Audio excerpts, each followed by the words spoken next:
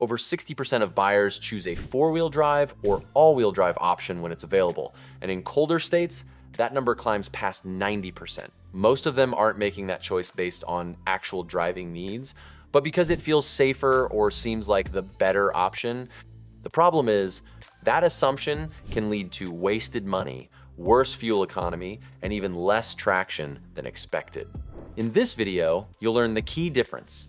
The drivetrain is the parts that deliver power to your wheels. The powertrain includes the drivetrain plus engine and transmission. You'll see the core mechanics, the real-world pros and cons, and the exact situations where each system is worth the extra money. By the end, you'll know which setup fits your life and which ones will only get in your way, because following the crowd isn't the same as choosing the right drivetrain for you. Why most people choose the wrong drivetrain. A big reason people end up disappointed with their cars is because they chose the wrong drivetrain without realizing it. Most buyers never stop to think through the trade-offs. They hear a marketing phrase, follow what's popular, or assume one system is always better than another. For example, many pick all-wheel drive because it's advertised as the safe choice, when in reality, that safety benefit is often misunderstood. Others lean toward rear-wheel drive because it feels sporty, only to discover how unforgiving it can be in the wrong climate. Take all-wheel drive as the first example. It does offer better traction under acceleration, especially when one or more wheels slip and torque is redirected. That makes it useful on wet pavement or in light snow. But here's the catch. All-wheel drive does not reduce stopping distance. Braking performance still comes down to your tires and brake system, no matter how many wheels are driven. This misconception is so common that many drivers push harder in bad conditions, thinking their car will stop quicker, when in fact they have the same braking limits as anyone else. Rear-wheel drive shows the opposite problem. On dry roads, the balance and handling make it fun to drive. But in winter weather, the weakness becomes clear. Rear-wheel drive can struggle in snow because many sedans don't have much weight over the driven wheels, so traction drops quickly. The rear can break loose while accelerating or even trying to climb a modest hill. That turns what felt like a dream car on sunny days into a major frustration the moment the road turns icy. Now consider buyers who go all in on a heavy SUV with 4x4. On paper, it looks like the most capable and responsible choice, especially for a family that prioritizes safety. In everyday life though, unless you're pulling trailers, driving steep gravel roads, or using it for off-road travel, the system sits unused. What you do notice day after day is higher fuel consumption. Carrying around a transfer case, extra drive shafts, and reinforced axles adds weight, and all that mechanical complexity saps efficiency in normal traffic. The cost gap adds to the problem. An all-wheel drive upgrade usually runs between $1,500 and $4,000 on top of the same two-wheel drive model. That's money most drivers never recover, especially when you factor in reduced fuel economy and faster tire wear caused by the extra weight and components. If your daily commute is paved roads in clear weather, the numbers don't add up in your favor. Some of this confusion also comes from a basic misunderstanding of terminology. The drivetrain is just the system that delivers power to the wheels, while the powertrain includes the drivetrain plus the engine and the transmission. Mixing those terms creates the illusion that choosing a certain drivetrain upgrades the entire car's performance, when in reality, it only changes how power is applied to the road. That small detail can create big expectations that don't match real-world results.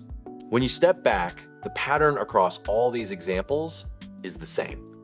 People often let assumptions guide them, and the end result is more cost, less efficiency, and in some cases, worse traction than expected. The smarter approach is to weigh where and how you actually drive. If you live somewhere with regular snowfall, all-wheel drive or proper winter tires can make sense. But if slick conditions are rare, those extra thousands might be better spent on fuel, maintenance, or safety features. That's the real key, matching the drivetrain to your driving environment instead of guessing.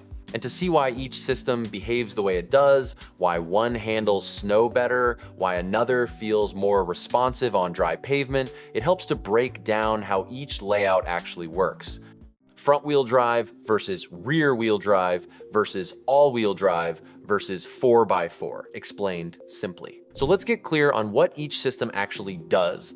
Rear-wheel drive, front-wheel drive, all-wheel drive, and four-wheel drive.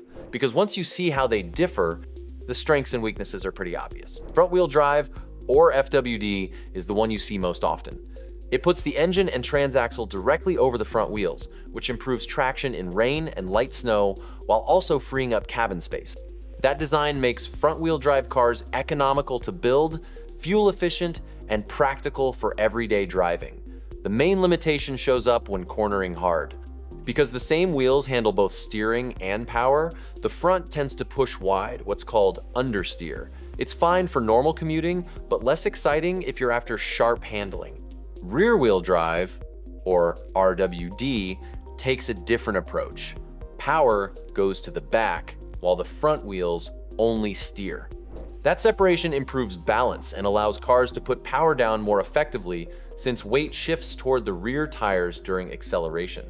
Sports cars lean on this setup for precision, and trucks benefit because it handles heavy loads and towing well. But in slippery conditions, that lack of weight over the rear axle can leave you spinning or stuck. Another drawback is interior space. Rear-wheel drive layouts usually require a drive shaft tunnel down the center, which cuts into rear passenger room. All-wheel drive, or AWD, brings electronic assistance into the mix. Depending on the design, it can be full-time, always sending some torque to all wheels, or automatic, operating in two-wheel drive until sensors detect slip and shift power accordingly. The benefit is clear. All-wheel drive gives more confidence in rain, snow, or on loose gravel because the system spreads torque where it's needed. But the trade-offs are the added cost, extra weight, and more fuel burned. And remember, all-wheel drive won't help you stop faster. The brakes and tires decide stopping distance. For most suburban and highway drivers, it's more about peace of mind than raw capability. Four-wheel drive, often labeled 4x4, is built for tougher demands. These systems use a transfer case and selectable modes like 2 high, 4 high, and 4 low. In everyday conditions, you'd stay in 2H, but when traction drops, you can switch to 4H for balanced grip. If you're crawling over rocks, climbing steep trails, or hauling through deep mud, 4L multiplies torque to the wheels at very low speeds. This makes 4x4 ideal for serious off-road work or towing on unstable ground. The caution here is important. Driving in locked four-wheel drive on dry pavement can actually bind up the driveline and cause damage. And like all-wheel drive, you'll feel the weight and fuel penalty in day-to-day use. Here's a pro tip that beats all drivetrain marketing. Tires matter more than the drivetrain itself. A set of high-quality winter tires on a simple front-wheel drive car often performs better in snow than all-season tires on an all-wheel drive vehicle. If winter traction is your only concern, investing in tires first can save you a lot of money while giving better results than upgrading to all-wheel drive. If you want a quick way to picture the differences, front-wheel drive works like a good pair of sneakers, practical and reliable. Rear-wheel drive is like racing shoes, great when conditions allow. All-wheel drive acts like hiking boots, versatile across mixed terrain. And 4x4? That's the heavy-duty work boot, built for demanding jobs but unnecessary if you're just walking city streets. At this point, you've seen how each system works, when it helps, and when it holds you back. The real decision comes down to whether any of these advantages line up with your daily environment and budget. The takeaway here is simple. The right drivetrain depends on function, not flash. To make it easier, here's a quick checklist. Front-wheel drive, best for daily commuting, fuel economy, and compact packaging. Rear-wheel drive, best for performance and towing, but avoid in heavy snow unless you add weight or winter tires.